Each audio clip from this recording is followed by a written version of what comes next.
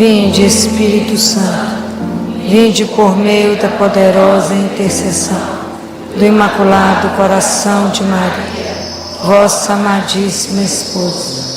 Vinde, Espírito Santo, vinde por meio da poderosa intercessão do Imaculado Coração de Maria, vossa amadíssima esposa. Amém. Ave Maria, cheia de graça, o Senhor é convosco.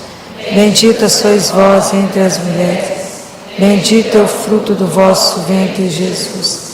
Santa Maria, Mãe de Deus, rogai por nós, pecadores, agora e na hora de nossa morte. Amém. Obrigada. Vamos sentar?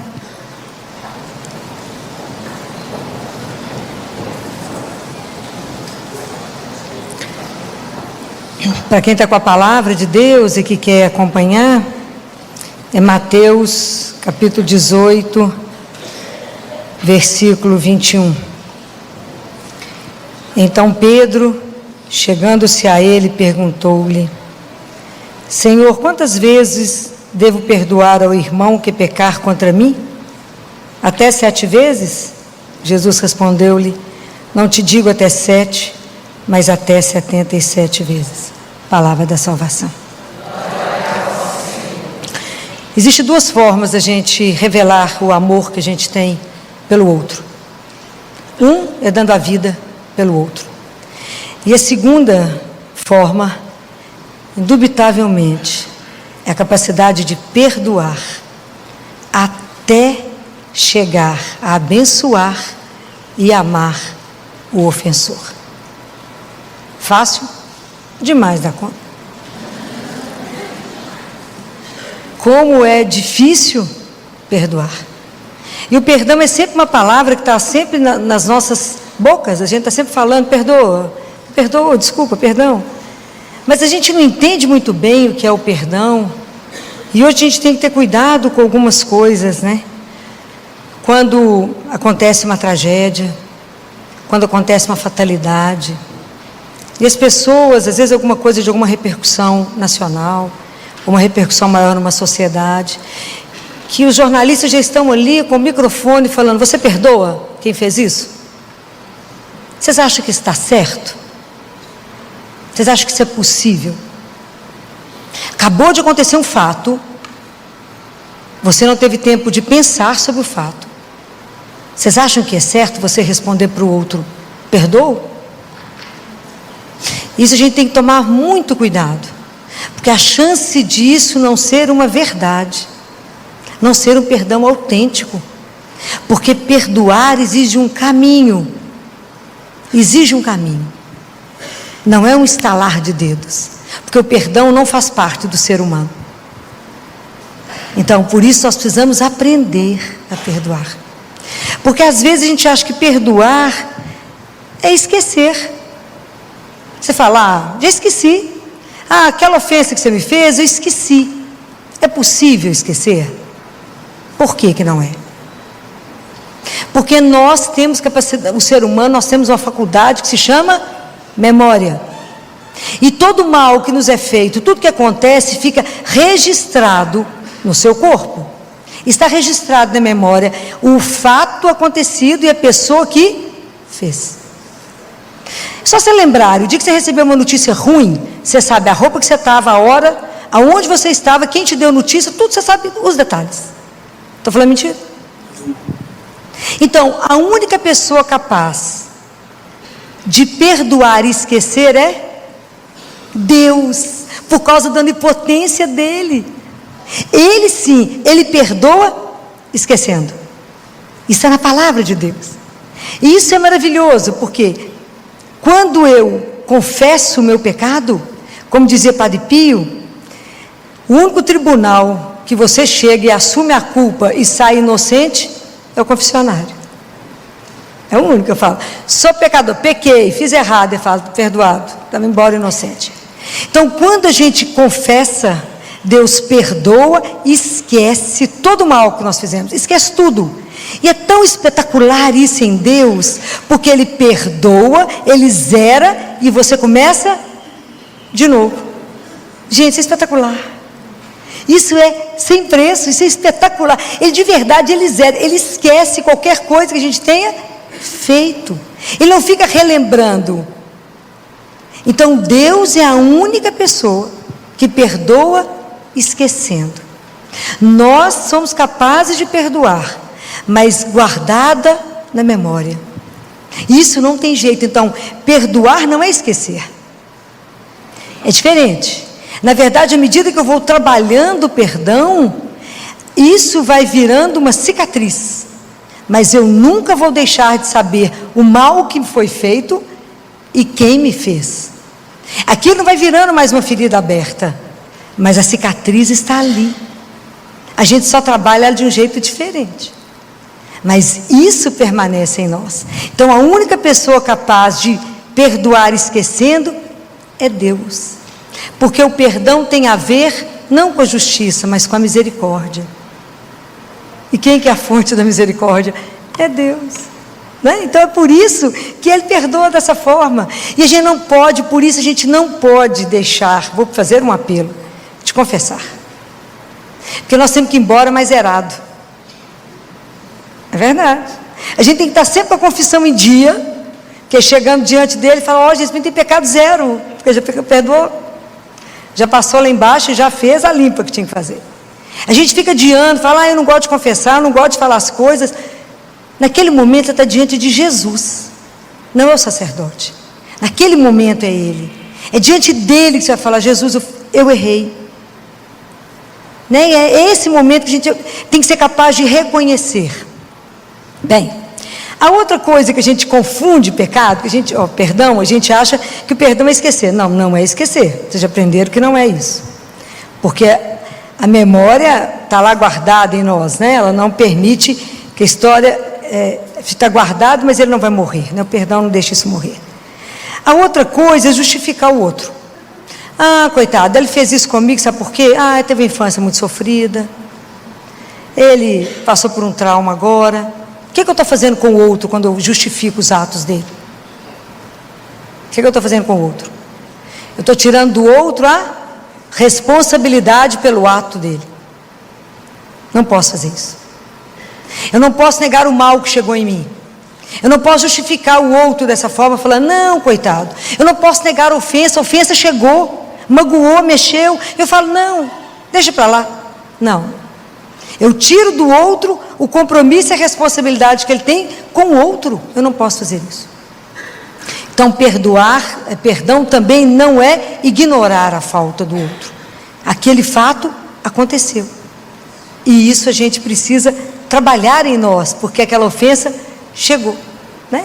Porque essas são as maneiras que a gente tem de ir driblando a gente mesmo com as histórias. A outra é achar que perdoar é reconciliar. Guarda uma coisa, perdão é uma coisa unilateral.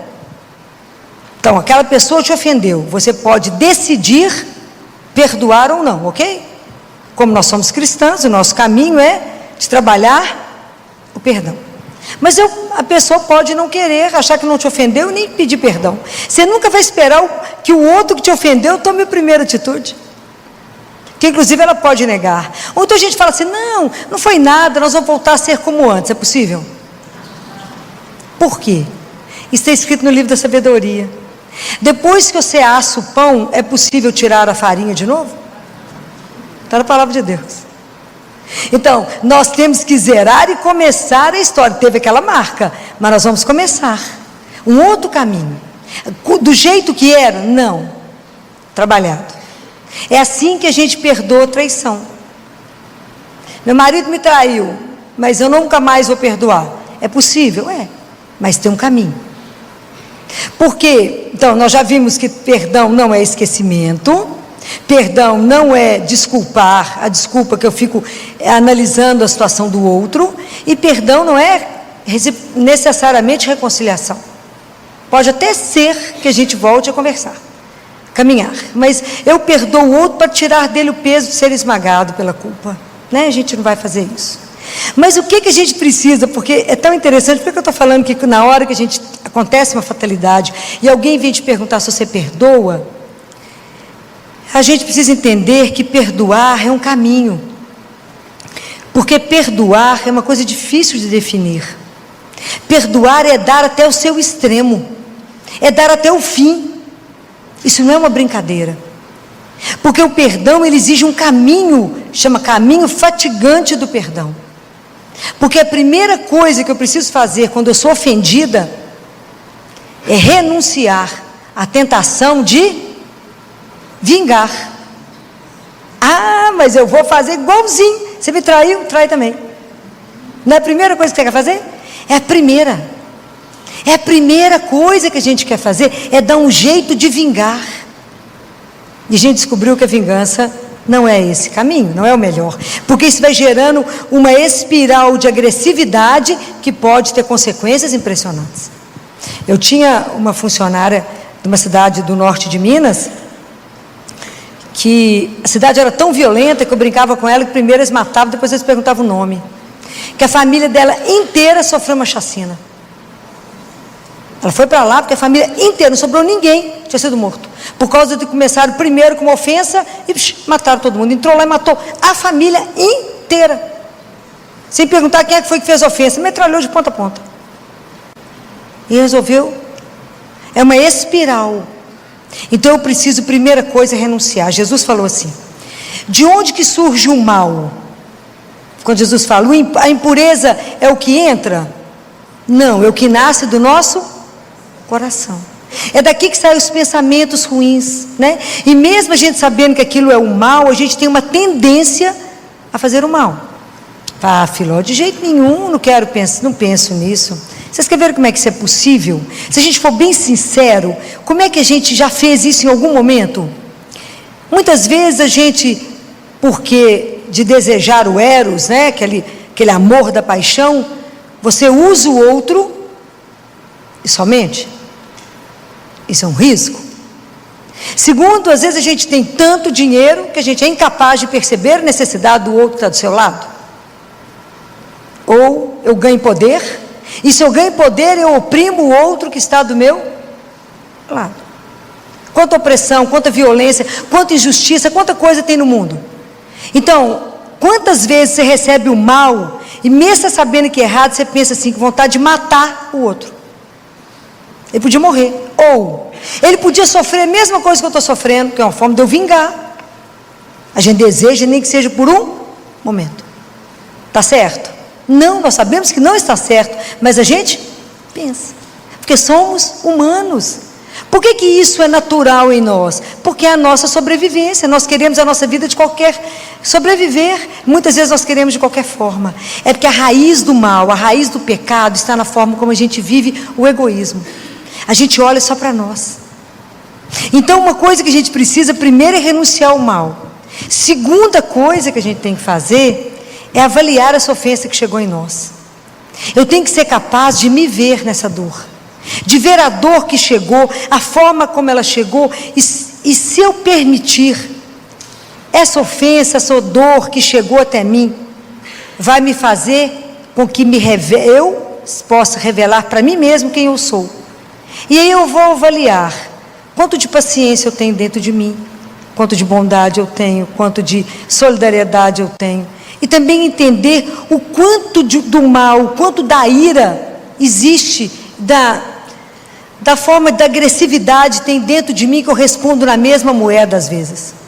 Eu vou lá no olho por olho, dente por dente. Estou falando mentira? Estou não. A ira, o rancor, a amargura vai tomando conta do nosso coração e nós vamos ficando envenenados. Até eu conseguir trabalhar de forma que eu vejo o outro e aquilo não mais me afete. A cicatriz está ali, mas a ferida não abre mais, compreendem? Eu consigo conviver. O mal aconteceu, mas eu não sou determinado por isso mais. Vocês já descobriram que vocês são capazes de matar? Vocês acham que vocês não são capazes de matar? Porque eu descobri que eu sou. E o dia que eu descobri isso, eu sofri muito. O dia que eu descobri que a ira me faz matar. Por que eu não matei ninguém até hoje? Porque Deus não permitiu. Porque provavelmente tanta Eucaristia, tanto terço, tanto joelho, já fez com que Ele me mudasse. Por que eu estou falando isso? Porque o terceiro passo é entender o outro. E eu não posso endemoniar o outro. Eu não posso achar e colocar o outro que por causa de um ato ele é aquilo. Eu não posso reduzir o outro a um ato. Porque você pode matar. Se entra na sua casa, seu marido está abusando sexualmente do seu filho, você mata seu marido, você é má? Não, você salvou o seu filho naquela hora. Mas você matou o seu marido, porque foi um acesso de ira. Essa pessoa que fez isso teria feito pior do que ela, que era capaz de ter picado ele inteiro. Quando abusa de uma criança de 3 anos de idade. Então você é capaz de imaginar o mal, a agressão que tem em nós, não é fácil. Por isso que a gente tem que ter a coragem de, quando a gente é ofendido, a gente tem uma oportunidade de se ver. Porque é uma coisa tão interessante que acontece, que quando eu sofro mal, quando alguém me humilha, quando alguém me ridiculariza, quando alguém faz um mal comigo, é a oportunidade que eu tenho de converter. Não é o quem me ofendeu que me converte, sou eu que sou convertido. Que eu tenho que mudar a forma de olhar. Eu tenho que mudar a forma de me ver, ver o ato e ver o outro. Não é fácil. Não é uma brincadeira o perdão. Por isso que eu acho que é impossível alguém falar com você: acabou de matar sua filha, você perdoa? Como é que você responde que perdoa? Fala: não, vou matar ele também. É a primeira reação. Se não tiver nada para falar, fica calada. Porque eu preciso trabalhar em mim o mal que chegou. Eu preciso trabalhar em mim. Eu não respondo mal com mal. Jesus falou que não. Mas é um processo, não é mágica, gente. Nós somos humanos.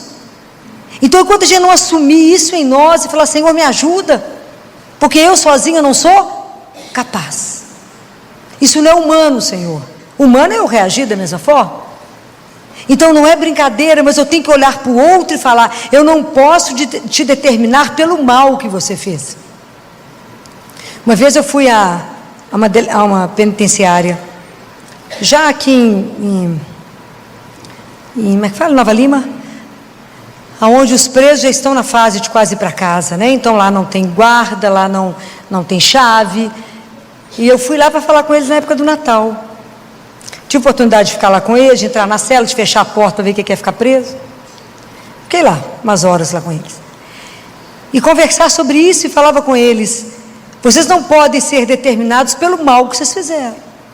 Porque a pessoa é mais do que aquilo. Não é um ato que te define, você tem que ser mais do que aquilo. Então entender o outro, ver o outro, é fácil? Não. Mas é possível? É. Quando o marido te trai, você pode reduzi-lo só ao adultério? Não, senão você nunca mais vai olhar para ele. Mas a gente é capaz de perdoar, de zerar e começar de novo? Não é fácil, mas é possível. Porque Deus age em nós. Mas a gente tem que ter uma disposição, um desejo de que Ele faça. Porque senão a gente não vai reagir. Porque quando a Bíblia relata, que está lá em Êxodo, quando Deus se manifesta a Moisés e fala que Ele é um Deus cheio de bondade, que Ele é compassivo, que Ele perdoa, que Ele é pura bondade. É isso mesmo, Deus é isso. Quem revelou isso para nós foi Jesus. Jesus passou no mundo perdoando. Ele perdoou aquele que era bom, que era mau, aquele que perseguiu, aquele que não perseguiu. Jesus curou a todos, perdoou a todos e nos ensinou.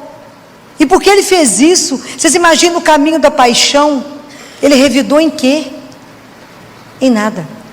Tantos insultos, tantos escarros, tantas vezes que bateram o rosto dele, quebraram o nariz dele, colocaram uma coroa de espinhos, e tudo mais que vocês meditarem da paixão.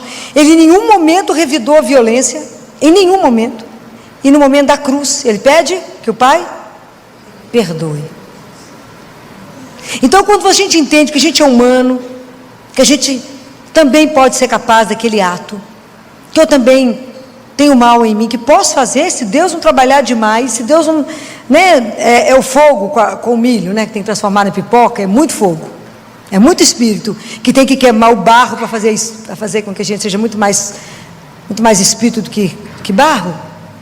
Então, quando a gente tem consciência da nossa situação de miséria, daquilo que eu sou capaz, eu falo: Senhor, somente a vossa graça em mim é capaz de ir, porque eu não sou capaz de nada. Por isso que Jesus falou: sem mim, nada. E nada é nada. Nada é nada. Quando eu entendo que eu vou perdoar sem si e sem mas. Eu te perdoo desde que... Não, aí não vale, né? Perdão. Eu te perdoo, mas... Eu te perdoo porque eu sou superior a você, sou benevolente, sou magnânimo. Não. Eu te perdoo porque eu sou humano igual você, feito de barro, e talvez eu tivesse feito até pior. Ah, esse caminho é tão simples, não é? É muito, porque de vez em quando esse assunto pode voltar, essa ferida pode voltar. Por isso que é um caminho fatigante, por isso que o perdão ele é um processo. Eu tenho que querer, não é uma brincadeira. Isso é um trabalho muito grande. Meu marido está ali escondido, mas quando ele viu, ele presenciou os bandidos matarem a esposa dele, tiro, matou a mulher. Estava organizando a festa de 25 anos de casado. Ele viu quem eram 3 jovens drogados, pediram a chave do carro, ele deu. Mesmo assim eles queriam matar além disso. Qual do mal? Claro que ele não estava com tudo organizado para matar, claro, ele virou o Charles Bronson. Sabia onde é que os meninos moravam, sabia tudo, sabia que ainda a polícia era corrupto e protegia os bandidos, sabia tudo, até ele arrumar coronel que o ajudou a descobrir tudo e ajudá-lo a não vingar e deixar que Deus fizesse. Os 3 já morreram, não porque ele mandou, mas a vida que você faz uma opção te leva. A vida é feita de escolha. Diante de nós está o mal e o bem. Você escolhe o lado que você quiser. Está na Bíblia. Diante de ti está a água e o fogo. Escolhe, estende a mão para o que você quiser, mas assuma as consequências do seu ato. Então o perdão é uma coisa que te transforma, que te converte. Fala, gente, eu tenho que viver como alguém que viveu sendo perdoado, porque quem que nos perdoa todo dia? Deus. Quantas vezes está escrito na Bíblia que nós caímos no dia? Puxar a memória de vocês para a Bíblia, quantas vezes? Quantas vezes o justo cai num dia? 7. Eu tenho que viver da situação, da condição, eu tenho que partir do suposto que eu vivo porque eu sou perdoada, porque senão nós viramos tão de pó, que não tinha ninguém de pé. Então, quando eu entendo que eu sou perdoada, que eu sou um nada, que eu sou miserável, que se não fosse a graça de Deus, eu já teria feito, era muita tragédia, eu falo, não, eu tenho que ter paciência demais com o irmãozinho que ainda não descobriu isso. Para isso, por isso que a conversão, cada vez que as coisas acontecem, te deixa contrariada, te deixa magoada, te deixa ofendida, é falar, não vingar, é falar, Senhor, quanta coisa em mim precisa ser trabalhado, o quanto quando eu estou girando diante do meu amor próprio, e achando que eu sou o supra-sumo do sumo, que eu não posso ser magoada, não posso ser ofendida, porque eu sou perfeita. Imagina, eu sou pior do que ela, se for olhar. Quantas vezes é bom a gente se colocar no lugar do outro e falar, será que no lugar do outro não teria feito pior? Quando eu escutei umas histórias lá na penitenciária, não sei se vocês já foram visitar, de sentar com os presos e conversar com eles, escutar as histórias, escutar de onde que saiu aquela reação de violência, com quantos eu falei assim, não, teria feito pior. Você foi até bacana, viu? Diante daquela situação, você foi até bacana. E no final, eles pediram a oportunidade de rezar por mim. Eles me colocaram no meio, rezaram por mim, cantaram. Compreende a diferença? Somos irmãos, feitos do barro. Só que uns já descobriram a caminhada, outros ainda não. É isso que a gente precisa compreender. Por isso que Jesus tem tanta autoridade sobre a nossa vida, quando Ele fala, perdoe os seus inimigos. Reza por aquele que fala mal de você, por aquele que te persegue. Vocês já estão fazendo isso? Vocês já estão nessa etapa de rezar pelos inimigos? Fala que nada, eu quero matar mesmo ele. Eu não quero saber de perdoar nada ainda. Mas enquanto a gente, aquilo que Jesus falou, se você cumprimenta só aquele que te cumprimenta, que diferença você faz? Qualquer pagão faz isso. Cuida daquele que faz mal para você, aquele que falou mal, usa de misericórdia com a vida do outro. Isso, essa página do Evangelho, a gente não pode colar, porque está escrito no Pai Nosso o que mesmo? Perdoai as nossas ofensas. Misericórdia, a gente fala isso todo dia. Imagina se eu falar de verdade para Deus, o Senhor me perdoa na medida igualzinho eu perdoo o meu irmão, nós estamos lascados. É porque a gente reza no automático. A gente sabe nem que acabou de rezar. Mas presta atenção em cada palavra que a gente falou. Perdoa as minhas ofensas, assim como eu também perdoo os que me ofenderam. Olha o parâmetro que eu dei para Deus. Eu dei para Ele a mesma balança. Só pode me perdoar assim como eu perdoo o outro. A gente precisa pensar. Fala que eu não vou pular esse pedaço Pai Nosso por enquanto, porque eu não estou sendo capaz de rezar esse pedaço, não. É mais honesto, não é? Não é mais honesto? Fala, vou pular esse pedacinho. À medida que o Senhor for me melhorando, vou rezando. É por isso que a gente tem que comungar todo dia. É por isso que tem que confessar todo mês. É por isso que tem que rezar o terço. Fala, Senhor, vai trabalhando no meu coração, meu filho. Vai tirando o mal que habita em mim. Vai tirando essa raiz egoísta. Que acha que o mundo é meu, tudo é meu. Quando eu não entendi nada, Senhor, que somos irmãos, filhos do mesmo Pai. Me ajuda. Me ajuda a pensar na minha morte todo dia. Isso é uma coisa espetacular. Pensa, a hora que você acordar de manhã, pensa na morte. Fala, hoje pode ser meu último. Você vai magoar quem? Você vai ferir quem? Vai falar mal de quem? Aguardar a língua, porque pode ser a última oportunidade. Guardem bem. São Tiago fala assim, aquele que é capaz de frear a língua, ele tem muita coisa, salva bem o corpo, que a língua mata. Então a gente precisa ter cuidado. Se você pensa que hoje é o último dia, você fala, eu vou pensar bem em tudo que eu fizer hoje, porque pode ser a última oportunidade. E eu sempre penso assim, quando alguma coisa me deixa muito chateado, eu penso sempre, meu parâmetro é sempre assim, Jesus, diante do Senhor, lá na hora da minha avaliação, isso vai servir de quê? Para nada, vai me atrapalhar a pegar o céu. Então vamos resolver esse negócio de uma vez, né? Bobagem. Por que eu estou ofendida com isso? Bobagem, estou achando que sou muita coisa, sou nada versus nada. Como diz uma amiga minha, zero bolinha ó. Então, é nada. Então às vezes a gente fica muito melindrado com muita coisa, ou com pouca coisa. Começa a ver isso na dimensão da eternidade. Fala, isso diante de Deus, eu vou morrer de vergonha de ter ficado chateado, ou de ter respondido diante disso.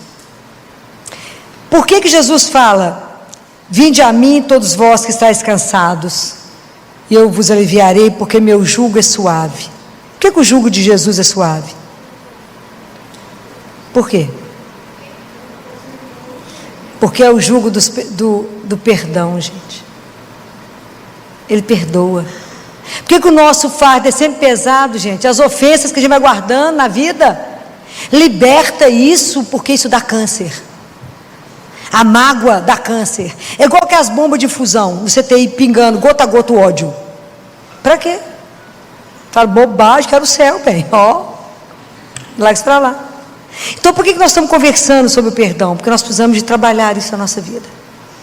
E isso é uma página que nós não podemos pular, porque nós temos um jeito cristão de viver isso, porque nós seguimos Jesus. Senão nós estamos negando a nossa fé. Mas se eu sou cristã, o jeito de eu reagir às ofensas tem que ser diferente de qualquer um que é pagão ou ateu.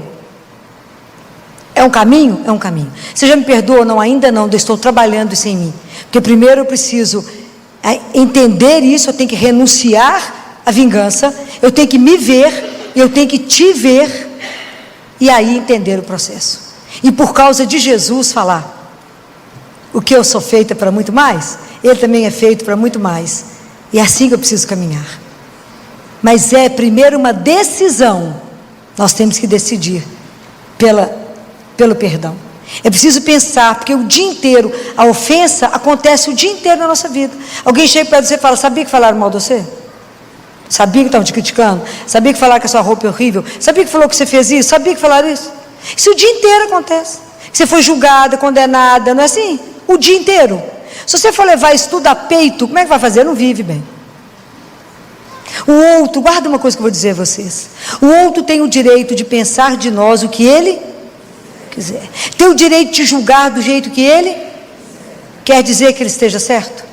Porque qual a única pessoa que te conhece? Compreendeu? Então o outro tem o direito de pensar o que quiser a seu respeito. Isso que você não tem que ficar ofendido.